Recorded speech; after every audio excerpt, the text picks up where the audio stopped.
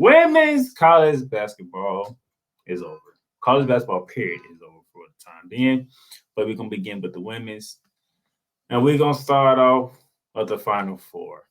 You had the 3 seed LSU taking on a 1 seed Virginia Tech in a very tightly contested game, 79-72.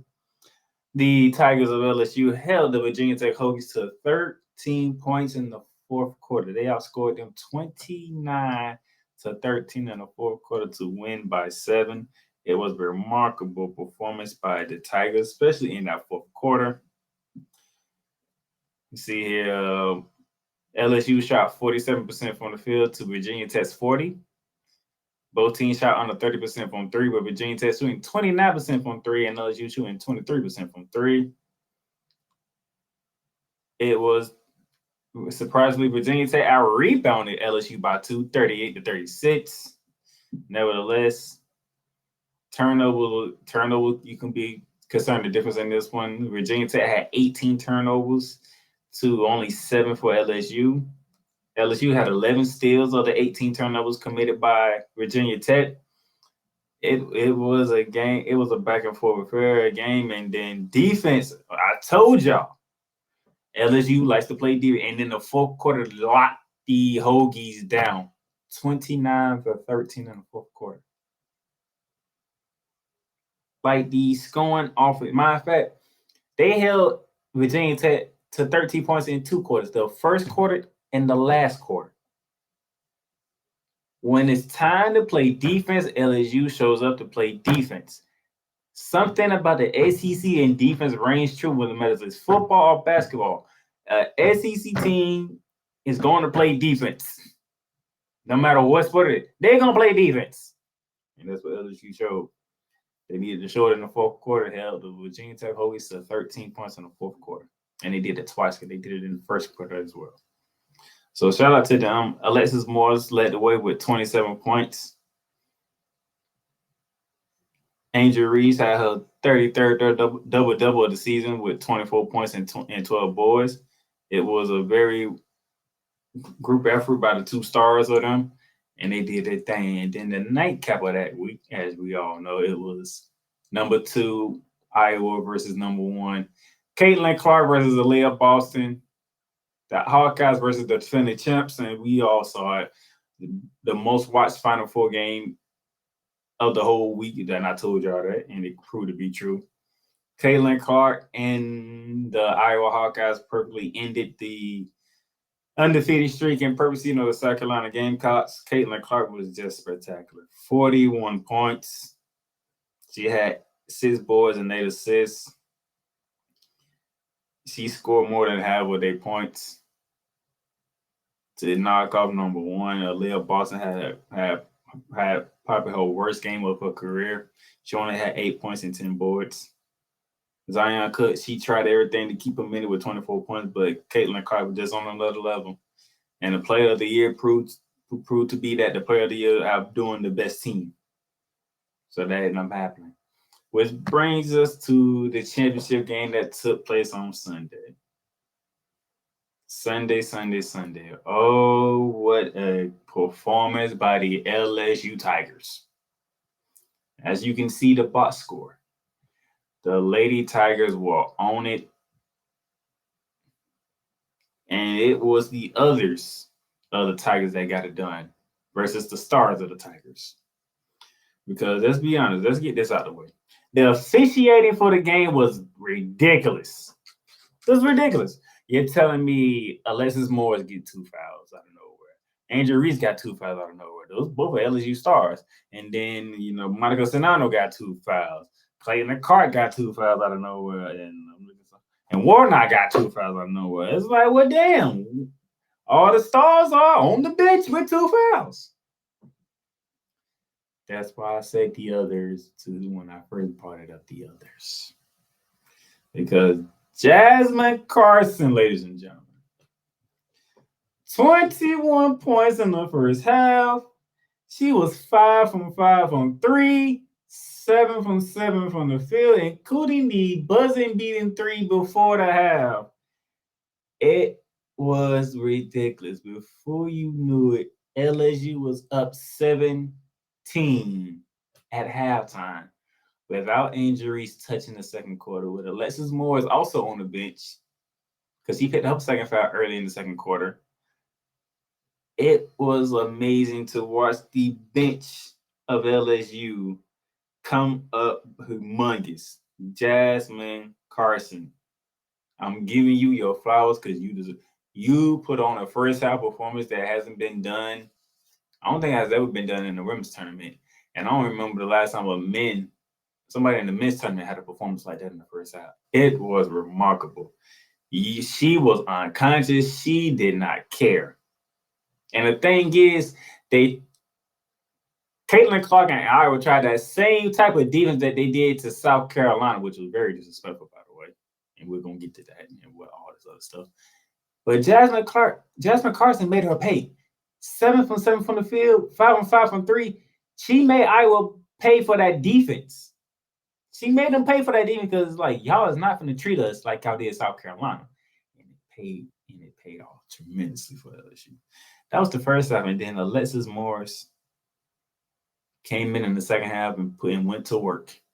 So all 21 of her points in the second half, 8 from 14 from the field, 1 from 3 from the 3-point range, 9 assists, 21 points to lead the way to the 102-85 win over Iowa and the LSU Tigers.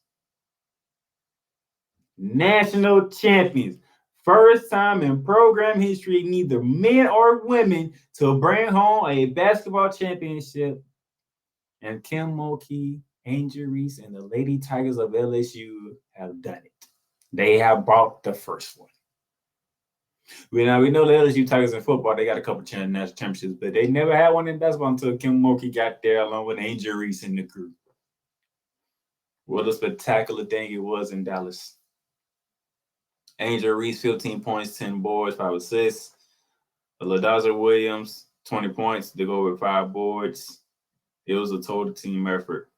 Caitlin Clark in the losing effort, 30 points, 8 assists.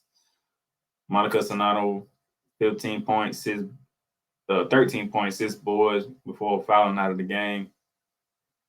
Gabriel Marshall, she did not have that shooting performance that she normally has. She only gave you 12 points.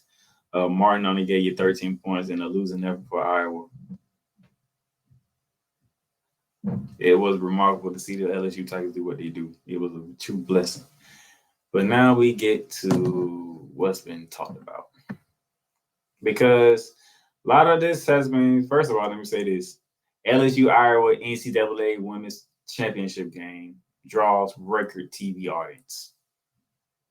Okay. 9.9 million viewers on ABC and ESPN, meaning they watched it exactly on TV on the station that they were showing it. In total, we talking 12.6 if you including the streaming apps of ESPN Plus. You saying 12.6 million people watch Sunday's national championship game. 9.9 watched it on the regular channel, which is ABC and ESPN2, and the others watched it through streaming. That is a 103% jump from last year when South Carolina defeated UConn, when it averaged 4.85 million on ESPN and ESPN2. The women game got the much needed exposure that they deserved. This is part of the reason why I was covering the women's college basketball, because they don't get enough exposure. And as you can see, they are getting the exposure because that is the record numbers. And the women's tournament was better than the men's tournament for 2 years in a row. I'll say it. Last year, the women's tournament, South Carolina defeating UConn, that tournament was better than the men's tournament last year. What people expect to happen in the men's, it happened in the women's, and the women's was more interesting. This tournament was definitely more interesting than the men, despite you having the fact that you had three new bloods making the Final Four in the men's. This was what, because we got the matchup that we wanted. We got the dominant team in the country in South Carolina, against the most dominant, the most recognizable player in the women's game, Caitlin Clark. Caitlin Clark came out on top. The second dominant team in LSU took to the championship game, and they took out Caitlin Clark. It was amazing to watch. The women is getting they just do, but at the same time, they are getting flack as well. Because as you see here, even though you read the title, Iowa's Caitlin Clark says only LSU should visit the White House, and I totally 100% agree with her, and everybody else do too. Because Mrs. Biden, our first lady, let me press my comment by saying I love where your heart is at. I truly love where your heart is at, Mrs. Biden. I really do, First Lady. I love it. Because you want to recognize, also want to recognize Iowa for their part in making history for the women's game of basketball. I understand. Definitely understand. But the visit to the White House are for champions. And LSU are the champions, not Iowa. So for Caitlin Clark to come on Sports Center and say it's for LSU only to visit, I truly respect her. Not as much more than what she said when I get to the next one, because it does involve her and Angel Reese. But I truly am thankful that Caitlin Clark is doing the right thing here. We should not be able to visit. LSU won.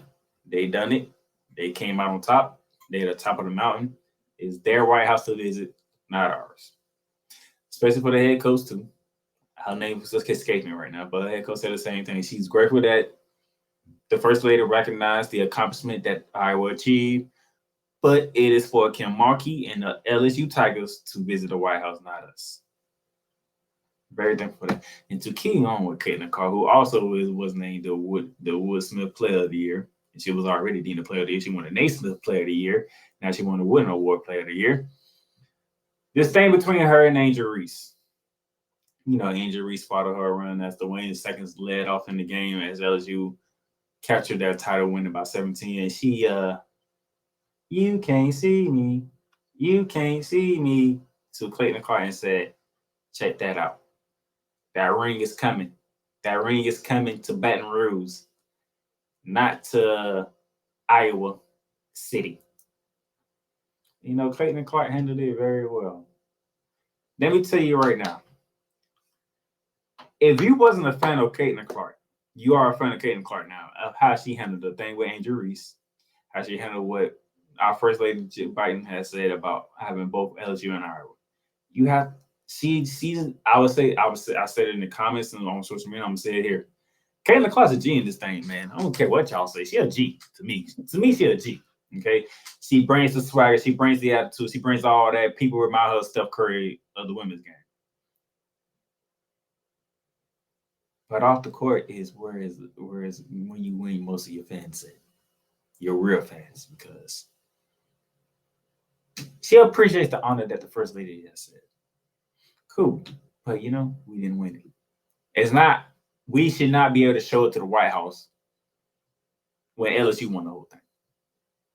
We honored. We are honored that the First Lady feels that way about us, but that is LSU's. She won a women parity, and she came and she defended Angel Reese. If I can find it, it's not on here. Okay, and she came to defend Angel Reese because people was throwing flack at Angel Reese because she did this and this to Caitlin Clark personally. And she said, Angel Reese doesn't deserve to be criticized for what she did. She respects the fact that Angel Reese did what she did. Matter of fact, I have the article right here. It says, quote, Iowa guard Caitlin Clark said LSU for Angel Reese doesn't deserve criticism for any actions from Sunday's women's basketball national championship game, and that only the Tigers should visit the White House because that's for LSU. It says Clark appeared on SportsCenter Tuesday after being announced the winner of the Wooden Award and was asked by ESPN Jeremy Shadd about the controversy surrounding Reese making a "you can't see me" gesture and pointing to her ring finger during the closing moments of the national championship game, all of it seemingly directed to Clark. This is what Caitlin Clark said. Quote, I don't think Angel should be criticized at all. I'm just one that competes. She competed. I think everybody knows there was going to be a little trash talk in the entire tournament. It's not just me and Angel. We are all competitors. We all show our emotions in different ways. You know, Angel is tremendous, tremendous player. I have nothing but respect for her. I love her game. I love the way she rebounds the ball, scores the ball, and is absolutely incredible. I'm a big fan of her, and even the entire LSU team. They played an amazing game. Close quote. That right there is the reason why Caitlin Clark is arguably who might end up being my favorite player going into next season. She understands the game. She understands emotions a part of, because guess what? She was dishing it out herself. She gave Haley Van Lith the little part of the "You Can't See Me" when they played in the Elite Eight and Iowa took them down. She let South Carolina know, hey, y'all down 15. Why are y'all talking to me? She let the big bad girls know, hey, I'm kicking y'all butt. Why are y'all speaking to me? Caitlin Clark brings that swagger to the game, and Angel Reese gave it back to her. And people were up in an uproar that Angel Reese gave it back to her because the game was in hand. It's not sportsmanship, but we know Caitlin Clark can bring emotions to the game as well, and everybody praise her. Let's be real. I love Caitlin Clark defending Angel Reese. I love it because he's saying, if y'all gonna praise me, y'all gonna praise Angel Reese too. It's a national championship game. This is for all the marbles. This to be crowned the top of the women's basketball landscape. Angel Reese team came out on top. Caitlin Clark did. The leader of the Iowa Hawkeyes is Caitlin Clark. The leader of the LSU Tigers is Angel Reese. And by the way, despite her having 15 and 10, when a lot of people looked at it as she didn't do nothing, that was Angel Reese's 34th double-double of the season out of 39 games. The most double-double in NCAA history in a single season. Men or women. Put some respect on Angel Reese's name. And as Alexis Moore said in the press game after winning the national championship, she respects Caitlin Clark. She played a tremendous game. But Caitlin Clark got to put some respect on Alexis Morris's name, and she got to put some respect on LSU name, which she did. So all this going at Angel Reese can officially start because the best player in the game, which is Caitlin Clark, said don't criticize her. That's trash talk that happens in this game. Let it happen. Enjoy the show because it was a show and was one of the best tournaments I've watched in quite some time. Thank you, ladies, for a tremendous tournament this year. Y'all showcase y'all brilliance and y'all abilities in this game. Caitlin Clark, you is truly the best player in the women's basketball game. No one can doubt that. I will say this though, coming into next season, you will be the best player going into the next season. But there'll be a Pace Becker that's coming back for a UConn team. And I pray that UConn team that's disappointed that they got ousted in a Sweet 16 by Ohio State. They're going to come out with a vengeance. We're going to see what Don Staley does with her South Carolina Gamecocks because just about all her seniors are going. Those were the ones they depend on. Angel Reese will be back as well, but LSU is missing some key pieces. So we're going to see when next year gets here, but it was a fun season. It was a great tournament to cover. I am thankful that I got to do my best with the resources that I have at the moment to cover the women's tournament as well as the men's tournament, but I'll get to that after the break. But great job. We continue on with our. Speaking of the Alexis Morris, LSU Morris, South Carolina's Bill ain't here among groups opting for WNBA draft. LSU Alexis Morris and LaDasia Williamson, as well as South Carolina Zion Cook, Bree Bell, and Letitia M. here, have declared for the 2023 WNBA draft. The players announced Tuesday on social media. So LSU gonna look a little bit different. South Carolina definitely gonna look different. Those were two teams, both on the SEC. Both teams made it to the Final Four, so both teams gonna look different. Let's see what Don Staley does to recuperate her team and get back to on top of the mountain. And we'll see how King Murphy recruits, even though she's keeping Angel Reese for another year. And this one we have right here. Congratulations to Daniel. ESPN 937161551. Congratulations to Daniel for winning the Shooting the Lights Out bracket challenge for the women's. Mr. Daniel, whenever you hear this or when you get word of this, find me, send me a message through Facebook or any social media platform that you have, or you can email our personal, or you can email us at theplaymakerzbar.gmail.com so I can get your information so I can send you your prize. You have won, you won the prize. So as well, Johnny, what's up, Blade? If you can message me as well, so I can send you something for coming in second as well. It was a great tournament. It was an interesting time, as you see. The top four, which includes myself at third, picked South Carolina winning. It's just a matter of what Final Four teams we had in it. I lost two of my Final Four teams. No, I lost two of my Final Four teams. I had UConn. No, I had lost one. I had UConn going to the Final Four, but they got ousted in the Sweet 16, and that would pretty much did me in. Also, that's pretty much what did me in. And I had him in the championship game against South Carolina. So, but if Johnny, Weasel Bell, and Daniel can email me or find me on social media, I truly appreciate it. I can get the information that I need to get from you to send y'all prizes, especially to Daniel, who have won the ultimate prize. So, whatever you get a hold of this, message me so we can get the information that we need so we can send you your prize. And once again, congratulations to the LSU Tigers and especially to Kim Mulkey, the first coach in the NCAA tournament to take two teams to national championship games in the women's game. Congratulations, Kim Mulkey. Congratulations, Angel Reese and the LSU Tigers. You are champions.